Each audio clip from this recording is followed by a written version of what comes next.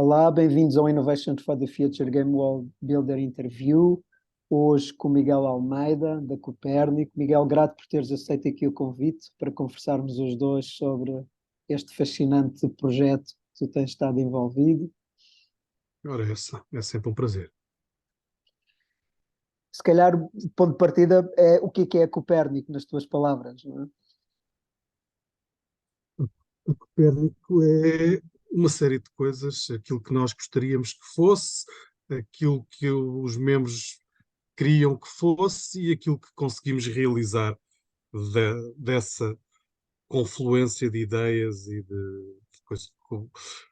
Como começou o Copérnico? O Copérnico começou ainda eu não conhecia a Copérnico, nem estava em contacto com o Copérnico, com um conjunto de 16 pessoas que tinham um problema, queriam investir em energia fotovoltaica e não tinham um instrumento para o fazer. Portanto, procuraram vários instrumentos até que a solução que se desenhou como a melhor para suportar a ideia de termos um mecanismo que permitisse várias pessoas investirem na produção de energia fotovoltaica foi a criação de uma cooperativa. Então, essas 16 pessoas criaram a cooperativa se não me falha a memória, 7 de outubro de 2013, porque vamos fazer este ano os nossos 10 anos. Há aqui uma divergência entre datas, a data em que está registada e a data em que foi que as pessoas se juntaram para assinar os papéis e a Assembleia Constituinte. Não são as duas a mesma data e oficialmente a data que se comemora é uma das duas, mas aquela que me está na memória como a mais importante é o 7 de outubro. Eu só me junto já mais tarde, um ou dois anos mais tarde, quando a Copérnico faz um projeto numa outra cooperativa, da qual eu também sou cooperante e estou ligado, que é a Biovila, e quando as duas se cruzam, eu comecei também tornei-me membro, sou membro 70 e qualquer coisa da Copérnico, hoje já somos mais de 4.000, portanto estás a ver quão antigo sou enquanto membro da Copérnico, e foi nessa altura que comecei a caminhar lado a lado com as duas. Entretanto, fui-me aproximando mais com a Copérnico, envolvendo com a Copérnico, assim como os objetivos da Copérnico se foram largando para além dessa ideia inicial. Esse investimento está concretizado, temos praticamente 2 milhões de euros colocados junto de cooperadores. Os primeiros investimentos serão saldados nos próximos 2, 3 anos, que terminará o investimento.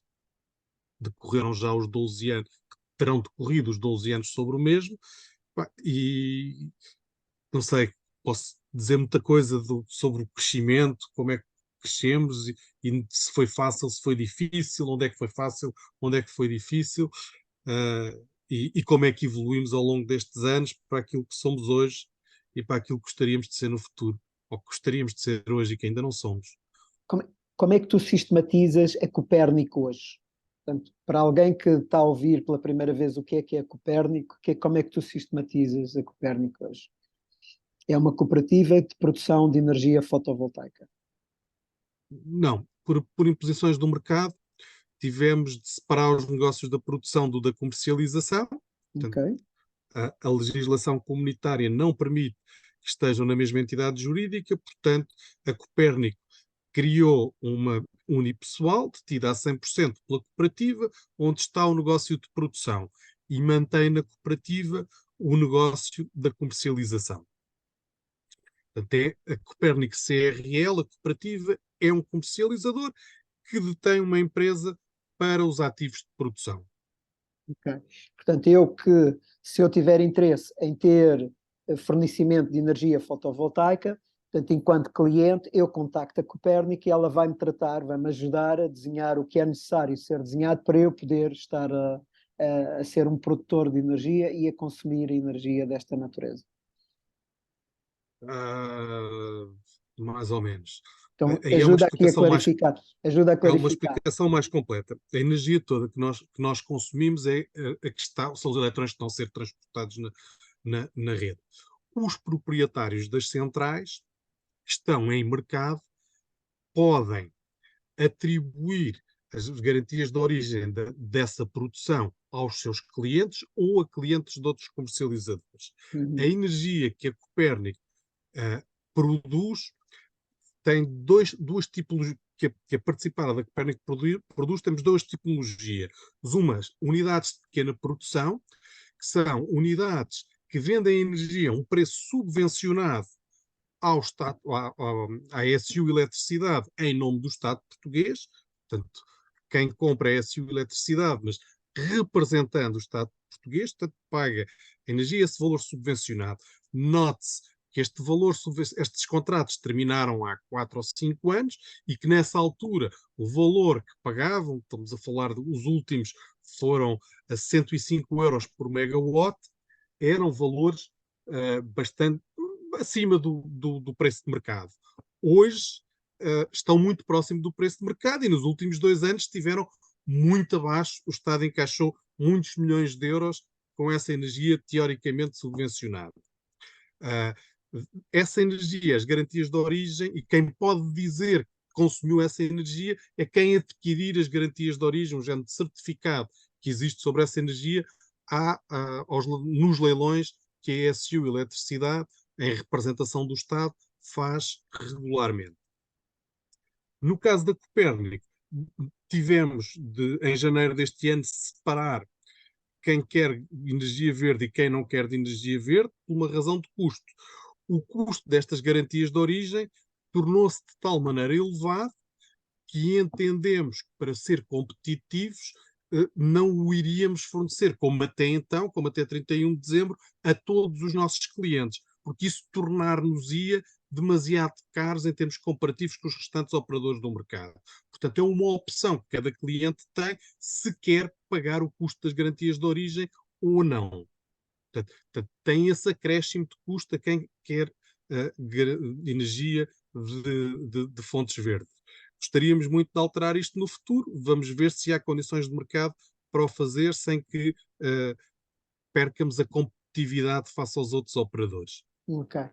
Se eu sou, neste contexto em que nós estamos a falar, do Innovations for the Future, é muito comum haver game worlds que estão a ser construídos, eco-aldeias, centros de retiros, portanto, um pouco de tudo, universidades, projetos dentro de universidades, incubadoras, bem, um pouco de tudo para o país, instalações agrícolas. Portanto, se eu sou alguém que estou a criar um desses projetos e quero ter um projeto de energia, portanto, eu contacto a Copérnico e a Copérnico ajuda-me a desenhar qual é o tipo de exploração fotovoltaica ou produção fotovoltaica que eu posso ter ali. E vem comigo, é meu parceiro neste trabalho. É uma das áreas de negócio que estamos a desenvolver. Tenho que partir aqui para um bocadinho mais atrás. A Copérnico faz parte de uma rede de cooperativas de energias renováveis europeias que estão juntas ou unidas numa federação de cooperativas de energias renováveis, que é a RESCUP. A RESCUP foi o lobby, a agência de lobby ou a entidade que pressionou Bruxelas a criar a legislação dos autoconsumos coletivos e das comunidades de energia renováveis. Uhum. São duas coisas distintas, embora se comuniquem como sendo a mesma coisa. Há aí um conjunto de empresas a comunicarem comunidades de energia, a criação de mais uma comunidade de energia renovável, quando na prática o que estão a fazer são autoconsumo. Aquilo que era a gênese e o que se pretendia da RESCUP era que apenas as cooperativas ou novas cooperativas se constituíssem para termos autoconsumos coletivos ou comunidades de energia renováveis. Isto é, que a entidade que fizesse a gestão de um ou vários blocos produtores de energia e consumidores numa mesma zona regional ou com um determinado nível de proximidade, fizesse a gestão e distribuísse os resultados obtidos por isso. Aquilo que o resto, sobretudo as grandes utilities, que são um lobby muito forte em Bruxelas, conseguiu fazer é que, muito bem, podem criar novas entidades, mas nós, grandes utilities, também vamos poder aceder a essa área de negócio e poder ser um negociante. o que é que isto traz? Isto traz optimizações ou possibilidade de optimizar os consumos de energia, porque a energia, quando tu a produzes, tens de a consumir. Armazená-la ainda é demasiado caro, com exceção da tecnologia mais antiga de armazenamento, que se utiliza atualmente, que são as barragens. Portanto, prendes água para armazenar energia, as barragens é a energia que está armazenada. As outras tecnologias ainda não têm a maturidade, já há baterias, já há ar comprimido, etc., outras tecnologias, mas ainda não têm maturidade para que sejam economicamente viáveis. Acrescentam bastante o custo, a não ser em projetos muito específicos e com naturezas de consumo muito específicas. Ao criar-se uma entidade coletiva que vai produzir e distribuir por um coletivo de entidades, consegues, ou o ideal será fazeres aqui um matching em que haja complementaridade dos consumos para que tu possas optimizar a tua produção na tecnologia que estás a produzir, não necessariamente única exclusivamente o fotovoltaico, pode ser eólica ou outra, consoante o local onde se encontre, com os padrões de consumo do conjunto total para tu maximizares a tua capacidade de produção e maximizares também o benefício que vais gerar para a comunidade.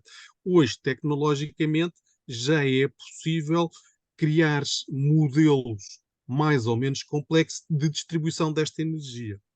Infelizmente, aquilo que o legislador em Portugal criou, porque a E-Redes, o operador da rede de distribuição, quem tem a responsabilidade de definir quanto é que cada um dos consumidores dentro desta comunidade ou autoconsumo coletivo vai consumir, não quer os padrões de distribuição dinâmicos. O que quer é padrões fixos. Isto é, por cada intervalo de 6 meses, se eu e tu, Marco, mais outro vizinho nosso, temos a nossa comunidade e estamos os três a consumir, por exemplo, dos meus painéis, tem de se definir um rácio fixo. Cada um tem 33%, ou eu tenho 50% e cada um dos outros dois tem 25%, e cada 6 meses eu posso mudar este rácio fixo. O que faria sentido era essa energia ser distribuída em função da quantidade consumida em cada momento por cada um de nós. Portanto, se eu estou a consumir zero, deveria ser distribuída pelos outros dois os 100%. Não, não é isso que está. Como temos agora a nossa legislação, se eu tenho atribuído 50%, eu neste momento estou a tirar zero, esses 50% vão para a rede a distribuir pelos outros consumidores todos e adquirida a um preço. Podemos vender essa energia, mas a um preço muito mais barato, muito mais baixo, porque vai ter de pagar sobre esse preço, vai ser descontado, quer as perdas da rede, que existem perdas de eletrões enquanto são transportados pela rede, quer o custo da utilização dessa própria rede. Tudo isso desfomenta de alguma forma quando estamos a trabalhar muito próximo do break-even em termos de custos de investimento nos dias que correm hoje, por causa de uma série de fatores que nos afetam, quer a nível de inflação, quer a nível do custo das obras em termos de construção, etc. Portanto, houve aqui algumas alterações de jogo face ao que era o padrão que tínhamos antes da guerra e antes do Covid, e hoje é mais complexo definir a rentabilidade destes projetos do que era há uns anos atrás. E nem todos os elementos de custo se comportam da mesma maneira. Porque se durante muito tempo era verdade que os painéis fotovoltaicos só diminuíam de preço, à medida que ia passando o tempo, ficavam mais baratos e com maior capacidade, houve aqui um período em que eles até subiram de preço e não estavam disponíveis. Mesmo que eu tivesse vontade de adquiri-los, não conseguia encontrar fornecedores que os entregassem, se não para um ano ou a longo prazo. Hoje já se atenuou bastante essa situação, mas continua de alguma forma a refletir-se no preço final. Ainda não chegámos aos níveis de custo por investimento que tínhamos antes da guerra e da pandemia. Miguel, gostava de Bem, dar aqui um passo aqui ao lado. eu acho que me perdi um bocadinho, eu perdi-me um Não, bocadinho está excelente, está naquilo, excelente, está naquilo excelente. onde tu pretendias chegar. A ideia base é que hoje é possível consumidores e produtores juntarem-se, criarem uma entidade nova, comunidade de energia renovável, ou informalmente só juntarem-se e serem um autoconsumo coletivo. A única coisa que têm de ter é um regulamento de funcionamento desse coletivo, não necessita ter personalidade jurídica e em ambos os casos, com chaves de distribuição da energia fixas, podem fazê-lo. Só para esclarecer, um raio de 2 km se for em baixa tensão, um raio de 4 km se for em média tensão, depois vai aumentando para 8 se for alta tensão e mais se for muito alta tensão. Ok. Mas aí já estamos a falar da indústria. E aí nós podemos contar com a Copérnico para nos ajudar nesse... Para montar estas operações, sim. Isso. Existem neste momento 3 grandes players em Portugal. A Copérnico, de natureza cooperativa e colaborativa, portanto, tem a sua gênese, as vantagens e as desvantagens que tem uma entidade desta. Existem mais 2 empresas que se têm posicionado nesta área e que têm lançado projetos destes. Quase todos são autoconsumos coletivos. Eu desconheço se existe alguma SER, não quero dizer que não exista, mas a maior parte deles são, a grande maioria, a esmagadora maioria, são autoconsumos coletivos. E depois existem as utilities, a própria EDP também já anda a criar autoconsumos coletivos. Ok. Vamos dar aqui um passo ao lado, é dentro da mesma natureza, mas é tentar trazer aqui alguma clareza sobre esta ideia da energia renovável e em particular da energia fotovoltaica, porque tem havido aqui alguns o facto da natureza ser dito fotovoltaica não quer dizer que per si nós estejamos dentro de um contexto energético que é sustentável no sistema, não é? Portanto, e a Copérnico tem aqui uma particular visão disto, não é? Portanto, por exemplo, sim? Nós defendemos um modelo de produção descentralizado. Isso. Então eu gostava que tu falasses um pouco desta estruturação entre o que é energia renovável, o que é o fotovoltaico dentro da energia renovável e como é que há esta concepção do fotovoltaico como é que se consegue a sustentabilidade dentro do fotovoltaico enquanto sistema de produção de energia renovável. Portanto, é esse caminho. Nós não temos ilusões. O fotovoltaico só por si não é uma solução, porque à noite a produção ainda é zero do fotovoltaico. Com a tecnologia atual não se produz energia. Não sei se no futuro se conseguirá produzir energia por fotovoltaico ou semelhante durante o período da noite, mas para já é zero e nós também consumimos energia à noite. Portanto, tem de ser sempre combinada, as energias renováveis e o fotovoltaico em particular, tem de ser sempre combinado com outras tecnologias. Somos radicalmente contra grandes extensões de terrenos agrícolas serem ocupados por produção fotovoltaica. Isso não é uma solução, isso é mais do mesmo, do modelo do passado, não nos leva a lado nenhum. O que defendemos é aquilo que algumas cidades ou países da Europa têm vindo com menos capacidade de produzir, com menos eficiência na produção fotovoltaica que temos nós, porque nós temos muito mais horas de exposição solar por dia do que tem a Europa do Norte, que é descentralizar, é tornar os consumidores, pelo menos os pequenos consumidores e os médios, também produtores. Se não na totalidade ou na energia que consomem durante o dia, pelo menos uma boa parte dela naquilo que optimiza as suas necessidades. Infelizmente, é complicado de dar suporte, porque do ponto de vista financeiro não temos estrutura, não geramos proveitos suficientes para suportar o custo de analisar individualmente consumidores de pequena dimensão qual é o ótimo, aquilo que os grandes players, que as utilities andam a vender, de pôr 2 ou 3 painéis fotovoltaicos em casa das pessoas, pode ou não ser um logro. Porquê? Porque eles não fazem uma análise do consumo, não fazem um dimensionamento. E o dimensionamento é fundamental, porque às vezes, se na minha casa eu estiver ausente durante o dia todo e não tiver nenhum consumo no período de dia, nem sequer faz sentido eu ter um painel fotovoltaico para a minha casa. Fará sentido criar um autoconsumo coletivo ou uma comunidade de energia renovável, pode ser o meu condomínio, pode ser uma outra entidade coletiva, onde existe esse consumo. Mas é preciso analisar se existe esse consumo ou não. Porque, de outra maneira, estamos a contribuir para mais do mesmo, ou posso fazê-lo contribuo para o ambiente, mas a parte economicamente viável pode ser mais duvidosa ou mais difícil de atingir se eu for vender a totalidade como excedente para a rede. Vou gerar alguma receita, mas o meu payback, o retorno do investimento, vai ser muito maior do que se fosse eu a consumi-lo na minha própria casa. A vantagem que têm os autoconsumos coletivos e as SERs na venda dos excedentes é que têm alguns descontos nas tarifas na utilização da rede pública para esse transporte. Há alguns descontos, não é? Na totalidade, no que diz respeito ao excedente, não tem desconto, mas as trocas internas, para já, ainda são gratuitas. Não é que haja uma legislação que as defina que são gratuitas, existe uma portaria que as torna gratuitas por tempo para já indeterminado. O que quer dizer que haverá um dia em que deixarão de ser, mas para já, para as tornar atrativas, as trocas entre os membros das comunidades e dos autoconsumos coletivos são gratuitas.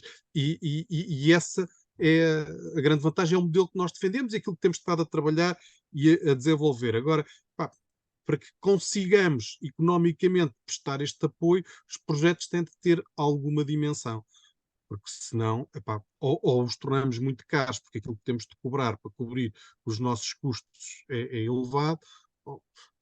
Enquanto cooperativa, o objetivo é crescermos o suficiente para podermos, de alguma maneira, fazer com um custo simbólico para os utilizadores, mas como responsabilidade social ou como a aplicação dos recursos cooperativos na realização dessas tarefas. Tu tens estado aqui um pouco, ao longo da conversa, tens estado a trazer clareza sobre os benefícios do modelo cooperativo e porque que o modelo cooperativo aqui neste caso pode ser o mais-valia, e trouxeste agora essa dimensão social. Também foste trazendo, Miguel, alguma das dificuldades que vocês tiveram que passar ao longo destes anos, com o contexto da legislação, com o regulador, com aquilo que foi existindo ao longo do tempo. O que é que tu sublinhas que são hoje as principais dificuldades à universalização deste consumo distribuído e de nós termos mais fotovoltaico no nosso caso, que ainda por cima nós estamos neste paraíso do sol, não é? Portanto, com um modelo bem pensado e distribuído, provavelmente uma grande parte da nossa necessidade energética era cautelada. O que é que tu sentes que é as principais dificuldades que, do ponto de vista coletivo, temos para endereçar neste contexto? Na verdade, vou-te ser muito sincero, aquilo que são as principais dificuldades eu não posso dizer no contexto público enquanto operador de mercado e sujeito às regras de mercado. Mas, é por mais evidente, vamos ver até onde é que o limite me permitir sem violar nenhuma regra, enquanto diretor de uma empresa que opera no mercado e que está obrigada às regras da ERSE, que pode ser multada por aquilo que diz. Nós fomos confrontados pela ERSE quando mandámos uma carta aos nossos clientes a dizer que não tínhamos condições para acompanhar o preço de alguns concorrentes e que teríamos de subir o preço para as condições vigentes no mercado e que a melhor decisão que os nossos clientes tinham a fazer era mudarem ou para o serviço universal, portanto para a SU Eletricidade, ou para o outro operador que tenha o preço equivalente ao do serviço universal. E recebemos logo um telefonema da ERSE a dizer que não podíamos escrever aquilo. Mas não podemos porquê? Estamos em ambiente fechado, a carta só foi para os nossos cooperantes. Se não forem nossos cooperantes, não podem ser nossos clientes. Portanto, nós não comunicamos. Se apareceu publicado num jornal, se foi porque algum cooperante o fez, não foi porque nós, enquanto obrigados a cumprir as regras, o tínhamos feito. Andou-se ali um tempo a discutir com a ERSE se íamos ser multados, se iam abrir precedente ou não, procedimento contra por linguagem, por desvirtuarmos o mercado, não podemos mandar as pessoas. E passado uns meses veio o próprio Ministro e o Secretário de Estado convidar as pessoas a irem no gás, não no mercado de eletricidade, mas vieram fazer exatamente a mesma coisa que a Copérnico fez no mercado do gás, porque não tinham capacidade de subsidiar os privados, portanto, subsidiaram o operador incumbente, o operador de último recurso, como lhe chamam tecnicamente. Portanto, que no gás é variável consoante a região, na energia é SU, na eletricidade é SU Eletricidade. Portanto, o que falta neste mercado o mercado não é um mercado, é um mercado liberalizado, dizem-no, mas não é um mercado livre. É um mercado regulado, chamam-lhe. Uh, mas estamos com 5 ou 6 operadores que têm uma percentagem dos clientes do mercado de tal dimensão que lhes permite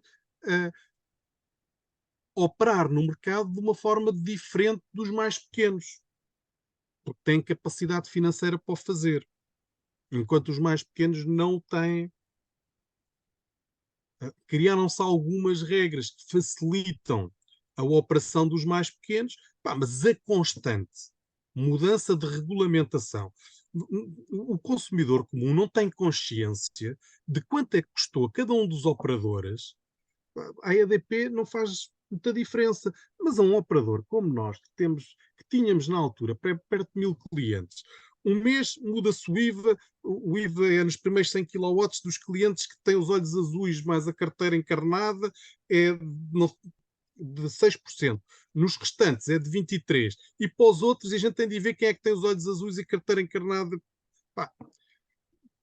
Estou aqui a usar algumas figuras, mas o que aconteceu foi uma constante mudança de regras que obrigava a mudar os sistemas de informação com custos elevadíssimos para os operadores e em prazos muito pequenos, porque tínhamos conhecimento das novas regras e tínhamos 30 dias para fazer as alterações, que elas entravam em vigor 30 dias depois. Houve operadores que não conseguiram faturar 30 dias depois. As regras estavam sempre a mudar. Depois as famílias numerosas também, quem tem mais de 3 filhos. Como é que a gente sabe que tem mais de 3 filhos? Perguntas a não sei quem. Novos fecheiros de comunicação. Isto tem sistemas de informação. É impossível operar num mercado assim e ter rentabilidade positiva. Ou tens preços muito altos, ou não consegues suportar os custos de te adaptares informaticamente às constantes alterações de regras.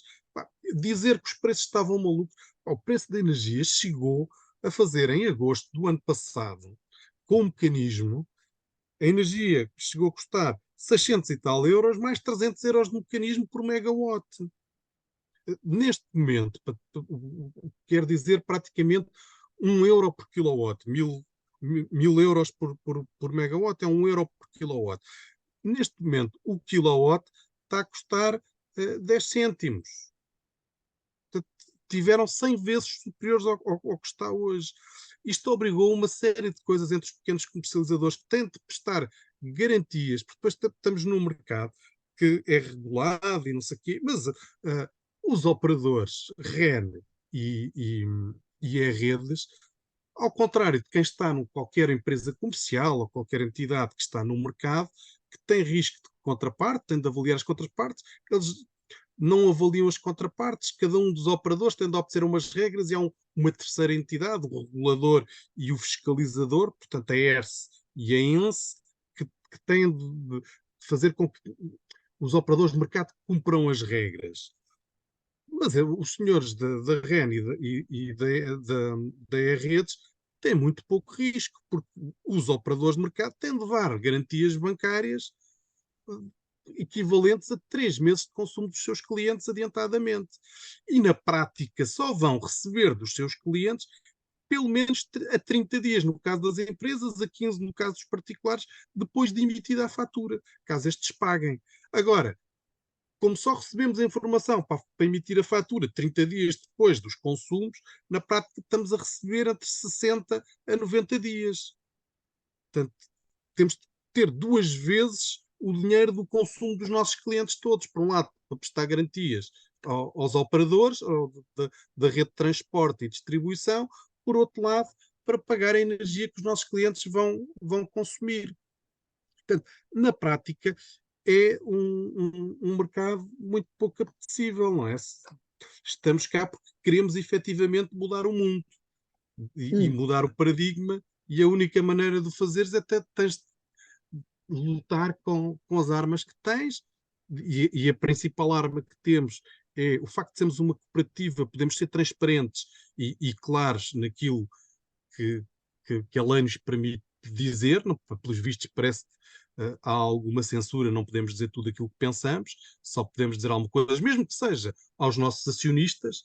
Eu não sei se a ERSE também vai à reunião de acionistas da EDP ver o que é que o Miguel Stilwell disse aos seus acionistas ou não, mas quando nós comunicamos com os nossos acionistas, pelos vistos somos pela ERSE e não pela entidade que tem competências para tal nas comunicações com os acionistas. Quem tem competências é a CMVM, não é a ERSE. A ERSE tem competência no mercado elétrico, mas pelos vistos também interfere ou gostaria de, ou pelo menos pensou em, acabou por não acontecer nada, portanto não posso acusá-los de intervir, mas pensaram em nos comunicar.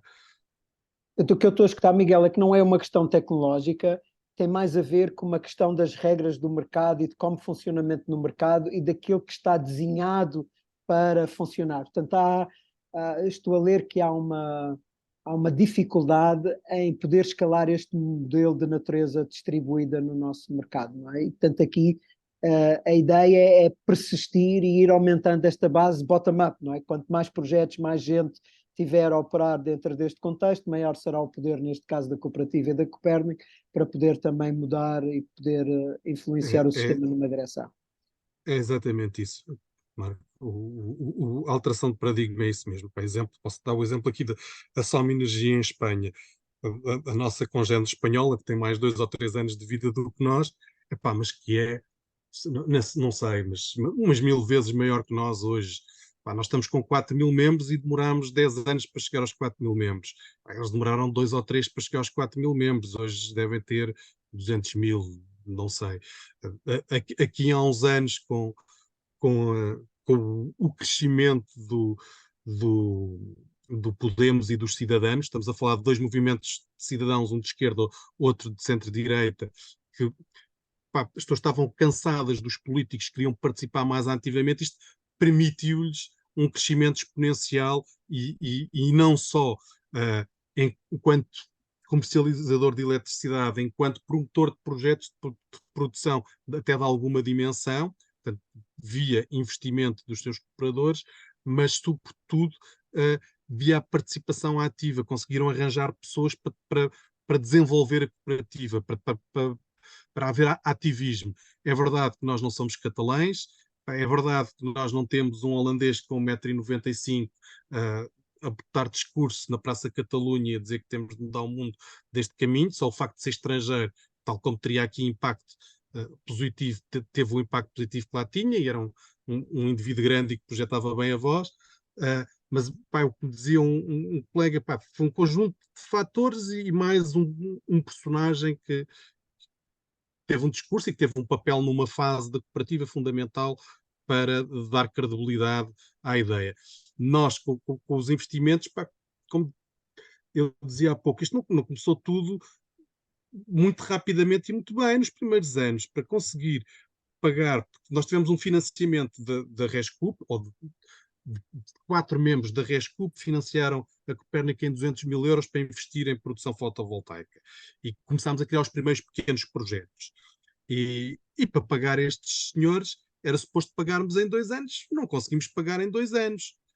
Foi preciso haver ali um, um período de tempo em que fizemos os pagamentos todos certinhos, correu tudo bem, criar confiança, para depois começarmos a crescer, começarmos a ser falados nas redes sociais.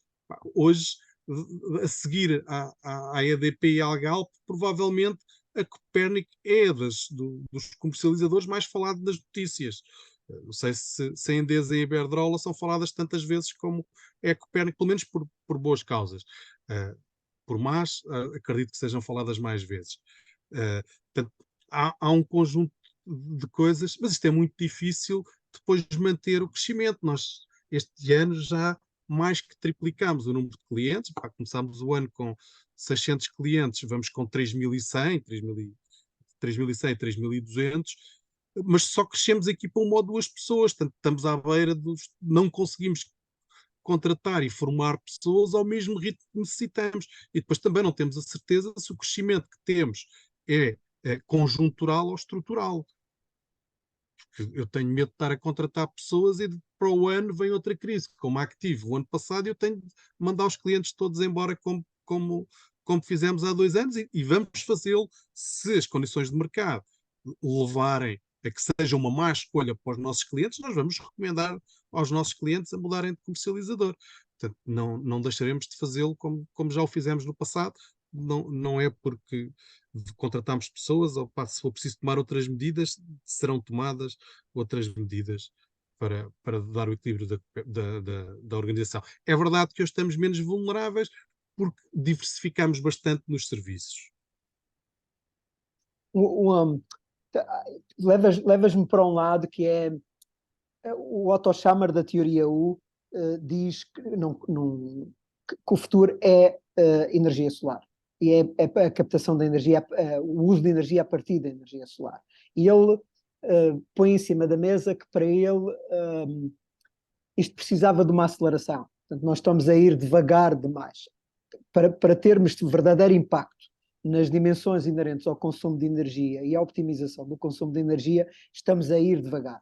Então, eu gostava de perguntar, Miguel, se para ti faz sentido isto, se é de facto, se o futuro é de natureza solar e é para aqui que vamos, e se sim, do ponto de vista coletivo, o que é que nos está a faltar para nós podermos entrar seriamente neste domínio? Porque ao nível industrial, por exemplo, o contexto não está a acontecer ainda.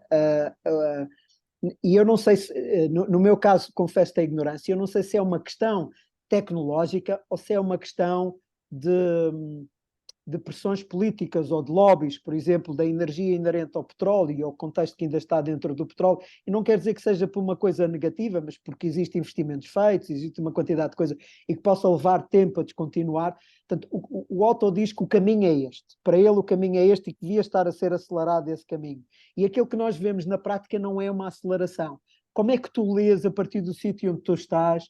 Como é que tu lês esta evidência? É para ti também o futuro é fotovoltaico, é solar, é onde a gente tem que estar? Eu não me sinto um guru ou alguém suficientemente avalizado para confrontar essa afirmação ou negá-la ou defendê-la. Pá, o que me parece, por princípios da prudência, é que não faz sentido nenhum voltar a cometer os mesmos erros do passado e com isto centrar tudo numa única tecnologia é um erro do passado, porque nós concentramos tudo nos combustíveis fósseis, todas as fontes de energia estavam centradas nos combustíveis fósseis, uma alternativa do nuclear em alguns países. Voltar aos erros do passado só alterando os players não é a solução. Muito provavelmente haverá desenvolvimento tecnológico e haverá outras tecnologias a aparecerem. Quais são? Não sei. Se o hidrogênio hoje não é economicamente viável, portanto, produzir hidrogênio verde não é viável. É viável a partir do gás natural, mas continuamos nos combustíveis fósseis.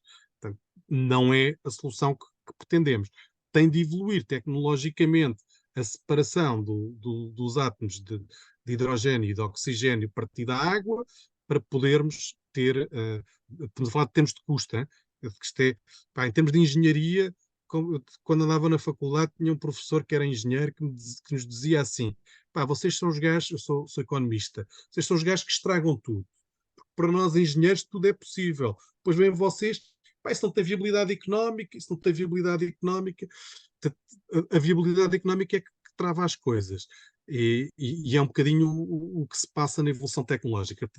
Devemos partir, na minha opinião, para mais que uma tecnologia, conjugar as várias tecnologias e ir desenvolvendo todas. Elas não precisam de ter o consumo de energia elétrica, sobretudo, está-se a caminhar para que o padrão dos veículos sejam os veículos elétricos e não outro tipo de tecnologia. Isto vai gerar um grande aumento de consumo, já está a gerar, já se nota, um grande aumento de consumo sobre a rede. Portanto, o consumo de energia vai continuar a crescer, mesmo que nos tornemos mais eficientes na indústria e no doméstico, do lado da mobilidade, que é onde o petróleo ainda tem um peso muito elevado, vai haver pressão sobre o consumo de eletricidade. Portanto, tem de se desenvolver várias tecnologias para isto. Outra coisa, outro fator que é importantíssimo é reduzir ou não, mas reduzir o nosso isolamento. E nosso, digo Península Ibérica, porque nós estamos aqui um bocadinho fechados, Portugal e Espanha. Portugal e Espanha têm um nível de produção de energia por renováveis elevadíssimo.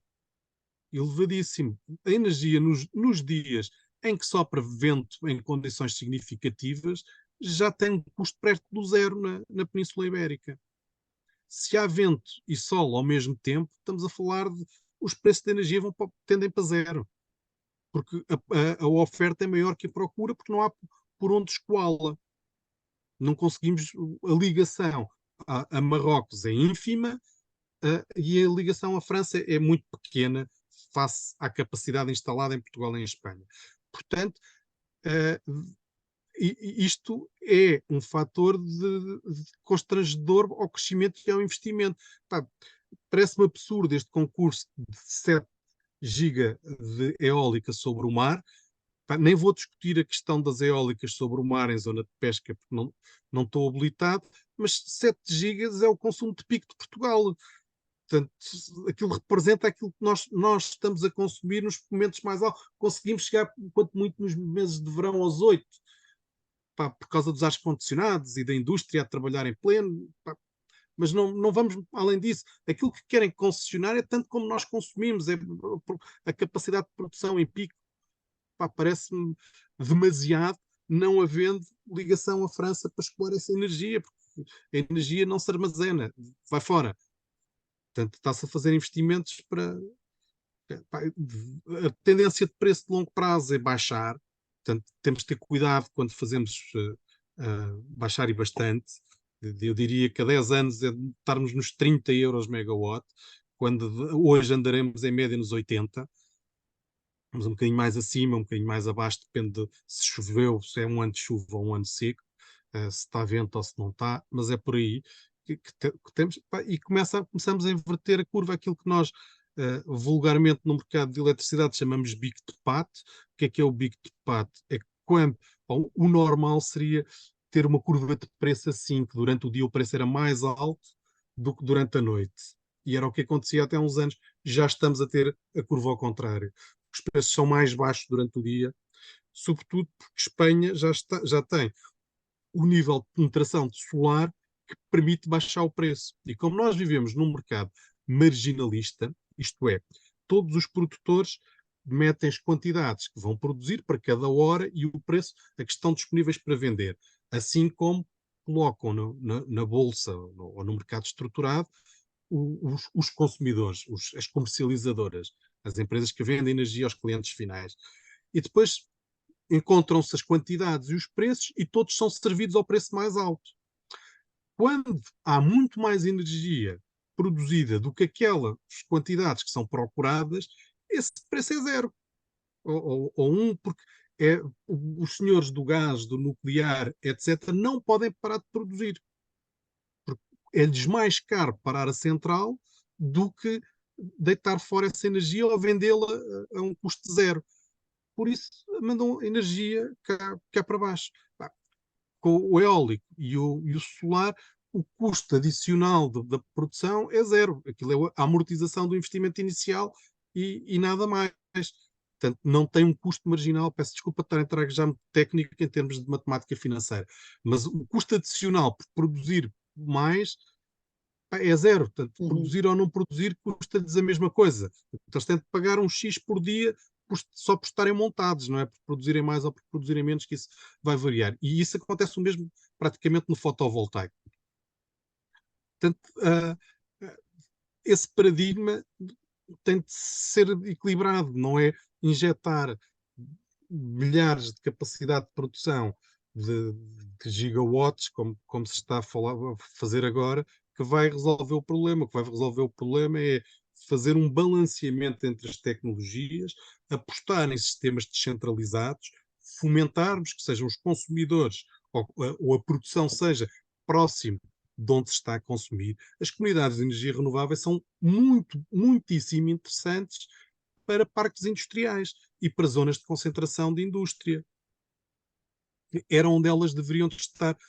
Os primeiros projetos que ouviste falar de hidrogênio para produzir eletricidade, o principal driver era, ou a localização, era junto dos grandes consumidores. Portanto, era a pensar exatamente nisso. Miguel, tu ainda há pouco falavas do sonho da Copérnico, do que vocês gostavam que fosse a Copérnico, e eu gostava de acabar esta conversa dessa maneira, falando do vosso sonho. O que é que a Copérnico gostava, o que é que ambiciona a Copérnico, o que ela gostava de... Qual é o sonho? Qual é o sonho que Aquilo que está vivo? gostaríamos de ter mais próximo era fechar o ciclo. O que é fechar o ciclo? É conseguir produzir aquilo que vendemos.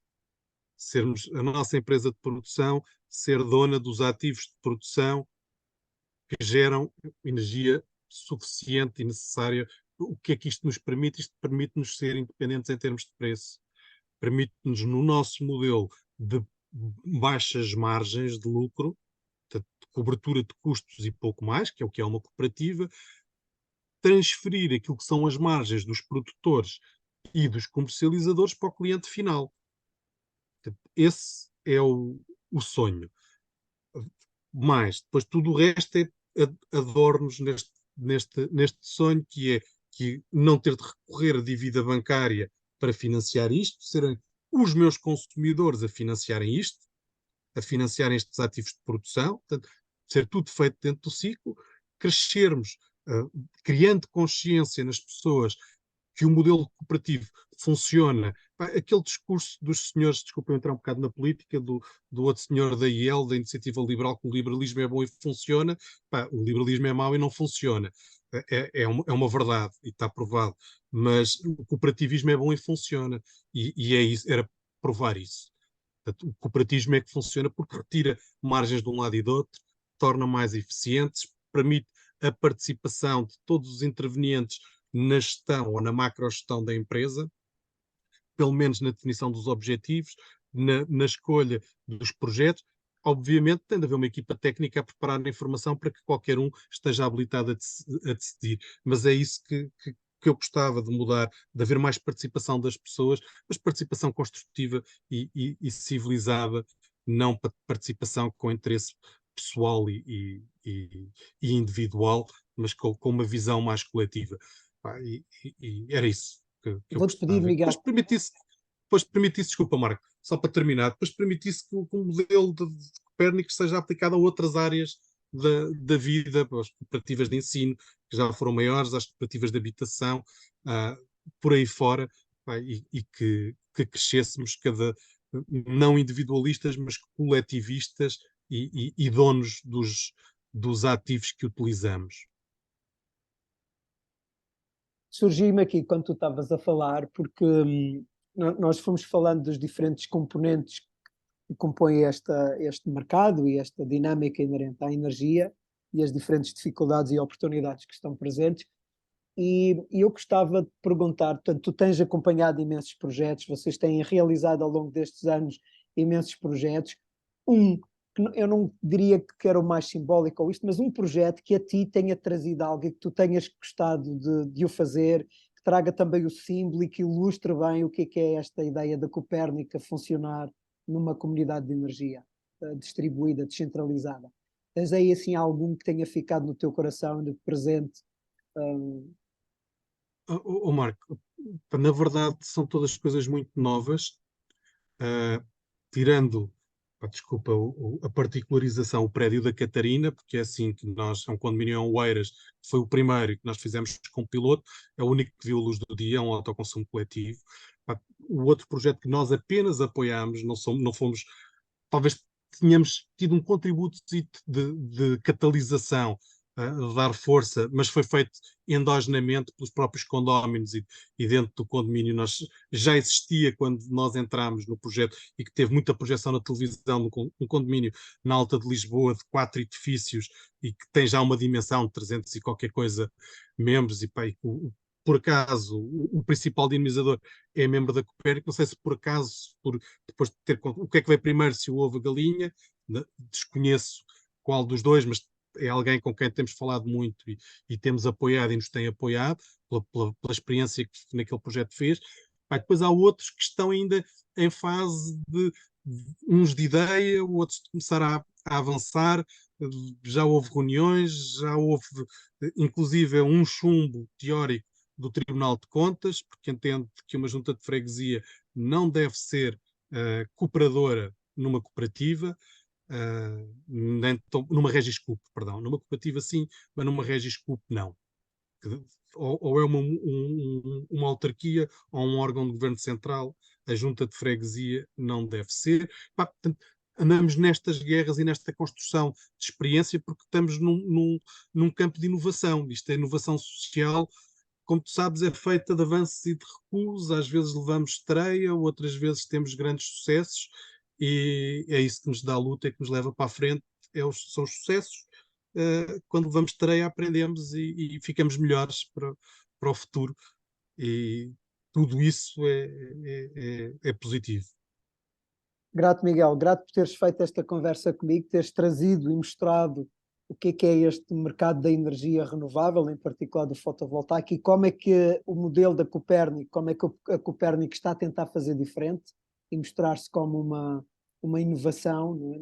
Quer na tecnologia que está a trazer para a frente, não é? Para a captação e produção de energia, quer sobretudo na organização e na forma de nos juntar, não é? Empoderar as pontas neste jogo tão... isto é quase às vezes, parece um Golias, um David e um Golias, não é? Parece a história do David e o Golias, não é? Porque as grandes infraestruturas são sempre grandes investimentos e grandes infraestruturas, e estar a jogar com uma cooperativa no meio desta coisa toda é de facto um grande desafio. Portanto, grato por isso e por teres mostrado o que é que está vivo, o que é que se vai vivendo aqui. Era como alguém nos dizia, só para ilustrar isso que tu estás a dizer, de David e do Golias. Pá, misteriosamente, qualquer evento patrocinado pela EDP, nunca éramos convidados, nem nunca tínhamos assento. E recentemente, um seminário organizado pela EDP, fomos convidados pela EDP a participar num painel. Portanto, a evolução que as coisas têm levado. Ao princípio parecia que nós, o azeite e a água, estás a ver, não podia haver mistura. Já nos convidaram até para participar num painel, há um conjunto de coisas que começamos a aparecer e que eles também estão presentes.